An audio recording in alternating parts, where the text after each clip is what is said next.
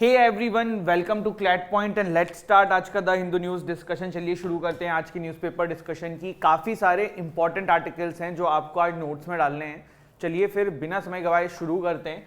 और CLAT point का Avenger batch शुरू हो चुका है। नया बैच जो है वो 15 जुलाई से शुरू, मतलब आज से इनरोलमेंट शुरू है, मंडे से क्लासेस शुरू हो जाएंगी।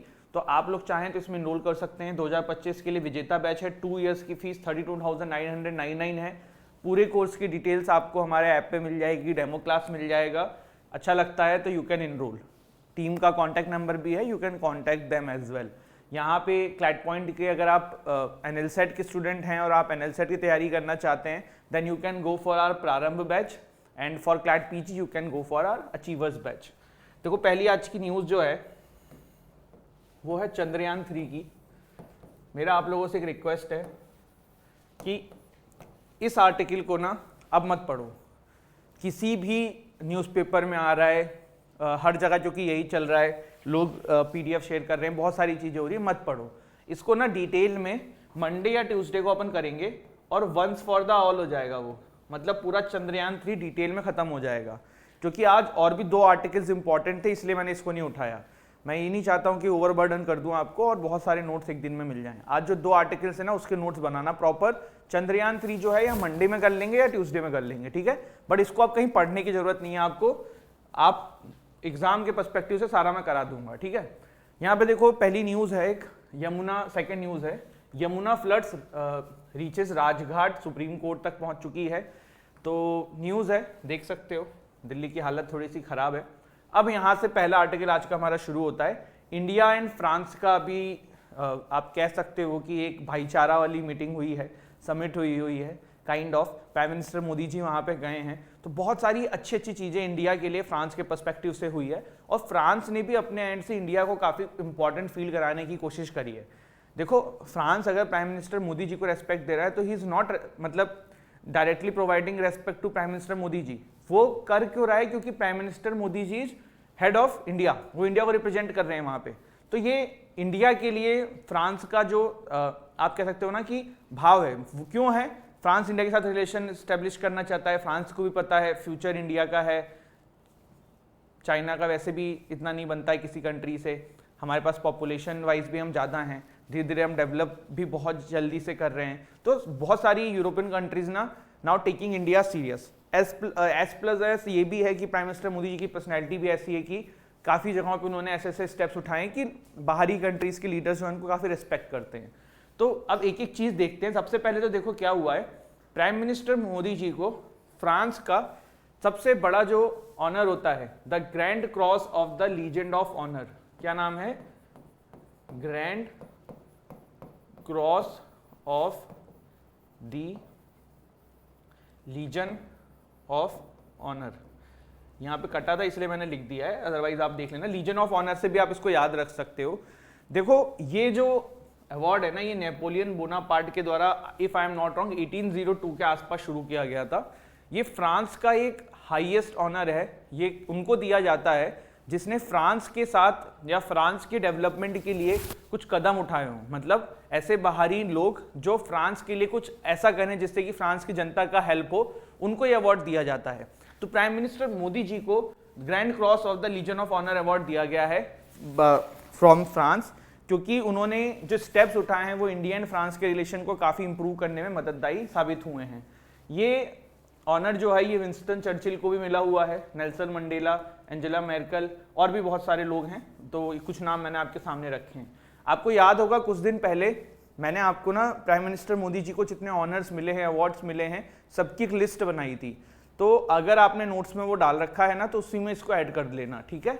और चाहो तो इसको आगे भी याद कर सकते हो, जब वो पढ़ाई करो तो उसमें बस रिवीजन में दिमाग में रखना इस बात को, ठीक।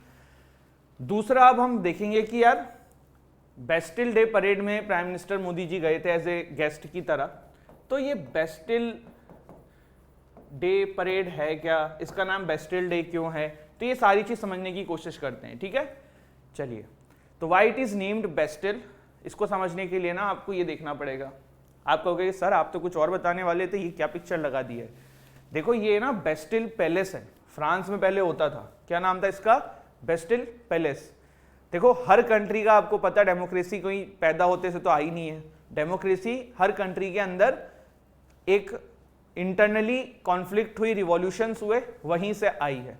ऐसे ही एक फ्रांस रिवॉल्यूशन हुआ था, ठीक है, क्या हुआ था, फ्रांस रिवॉल्यूशन, या जिसको हम फ्रेंच रिवॉल्यूशन भी बोलते हैं। अब वही वाली बात है, मैंने जापान वाली बताई थी ना, तो हमारी जो कुछ स्टूडेंट्स हैं वो बोलेंगे कि नहीं सर इट्स फ्रेंच, और कुछ बोलेंगे नहीं सर फ्रांस है ना, मजाक कर रहा हूँ। तो चलो फ्रांस रिवॉल्यूशन के बारे में थोड़ा समझते हैं। फ्रांस रिवॉल्यूशन जो है ना वो आपकी हुई थी 5 मई 1789 से 1799 9 नवंबर, ठीक है, विजिबल है ना, हाँ ठीक है।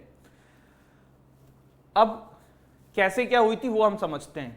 देखो किंग लुइस 6 थे, 16 बोल रहा हूं यार, किंग लुइस 16 थे, इनको ना पब्लिकली एग्जीक्यूट कर दिया था फ्रांस के लोगों ने। क्या हुआ था, उस समय की बात है जब फ्रेंच रिवॉल्यूशन स्टार्ट हुआ, तो क्यों हुआ, उस समय से पहले ना फेमाइन आई हुई थी फ्रांस में, और लोगों के पास खाने पीने के पैसे नहीं थे। आपको पता है वहां पे लोग ब्रेड खाते हैं, जैसे हम लोग रोटी का यूज करते हैं ना, in European countries people use bread, तो वो ब्रेड भी नहीं थी, मतलब लोगों के पास खाना पीने के पैसे नहीं थे।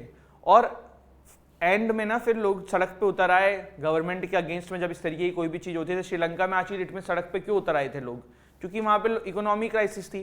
तो इकोनॉमिक क्राइसिस जहां भी होगी ना, जनता प्रोटेस्ट पे आ जाएगी, सड़क पे आ जाएगी। तो फ्रांस में भी यही हुआ। तो उस समय वहां के जो हेड थे वो थे किंग लुइस 16, तो इनके अगेंस्ट में पूरी जनता जो है वो सड़क पे उतर आई। फिर क्या हुआ, ये जो पैलेस आप देख रहे हो ना, ये गवर्नमेंट के अंडर में था वहां पे, मतलब राजा के अंडर में था। तो वहां पे उस समय जो गवर्नर थे, गवर्नर ऑफ बेस्टाइल, इनका नाम था, बेस्टिल बोल लो, बेस्टाइल बोल लो, ठीक है, अब ये मत बोलना कि सर ये बोल रहे हो, बर्नार्ड रेने डा लोने। तो ये जो गवर्नर थे बेस्टाइल के, यहाँ पे लॉस्ट क्यों लिखा हुआ है, एक्चुअली इस पैलेस पे जब जनता ने अटैक किया ना, उसके बाद ऐसा बोला जाता है इतिहासकारों के द्वारा कि इनकी बॉडी, मतलब इनको मार डाला, फिर इनकी बॉडी को डिसमेंटल कर डाला, फिर इनके हेड को लेके जनता पूरे सड़क पे घूमी थी वहां पे। और ये एक स्टेप था फ्रांस रिवॉल्यूशन का। तो ये यहाँ से ही बेस्टाइल डे जो आप ना परेड देखते हो, वो इसी से, मतलब आप कह सकते हो कि इतिहास में जाके देखोगे तो यहीं से स्टार्ट हुई है। कैसे हुई है, क्योंकि जो वो बेस्टाइल पैलेस था उसको पूरा विध्वंस किया गया, वहां से राजा का शासन खत्म करने की कोशिश करी गई। तो एज ए रिपब्लिक डे की तरह देखा जाता है, और इसीलिए इसका नाम बेस्टाइल डे की तरह रख दिया गया है फ्रॉम द फ्रांस। और जो आपके किंग थे, किंग लुइस 16, ये भी पब्लिकली एग्जीक्यूट कर दिए गए थे 21 जनवरी 1793 को फ्रेंच रिवॉल्यूशन के दौरान, ठीक है। तो इस वजह से आप देखते हो कि इसका नाम जो है वो बेस्टिल डे परेड हो गया है।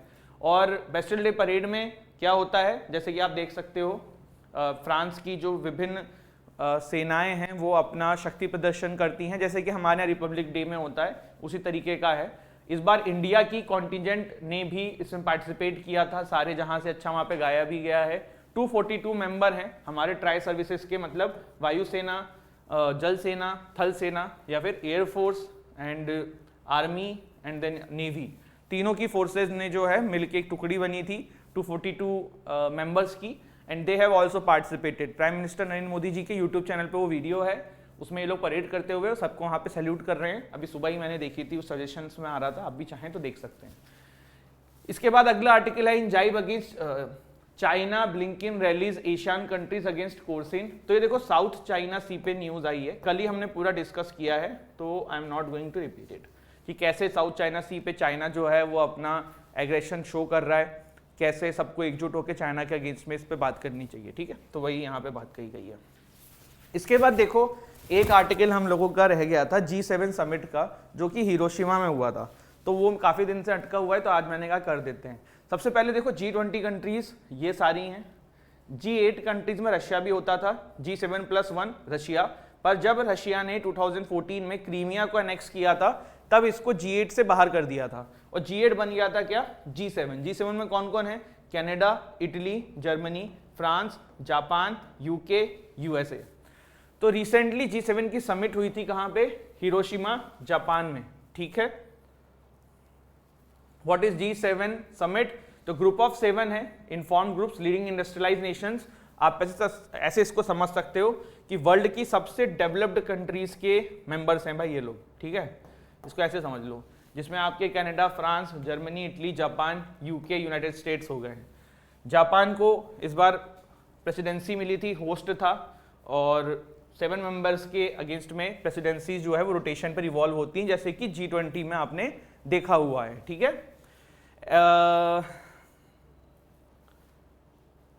काफी सारे देखो इसमें इंटरनेशनल ऑर्गेनाइजेशंस को बुलाया जाता है, जैसे कि इंडिया हुई थी, यूक्रेन भी हुआ था। आपको याद होगा G20 जब इंडिया में था तब इंडिया ने मना कर दिया है कि भाई यूक्रेन को हम नहीं बुलाएंगे, पर उस समय जापान ने कहा था कि G7 हम हेड कर रहे हैं, हम बुलाएंगे। तो यूक्रेन के प्रेसिडेंट आए थे G7 समिट में, जैसे प्राइम मिनिस्टर मोदी जी भी गए थे।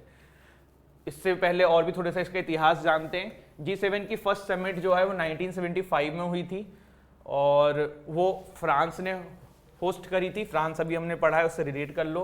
Group of 6 meeting to discuss tackling recession that followed an Arab oil crisis in 1973। तो पहले 6 कंट्रीज होते थे, कनाडा जो है इसका 7th मेंबर बाद में बना था। फिर रशिया ने G8 को ग्रुप को ज्वाइन किया था 1998 में, and then it also got expelled 2014। क्या समझे, पहले 6 कंट्रीज थे, 6+1 हुआ, कनाडा आया 1973 के बाद, और फिर रशिया आया 1998 में, देन रशिया को वापस से बाहर कर दिया गया, ठीक है।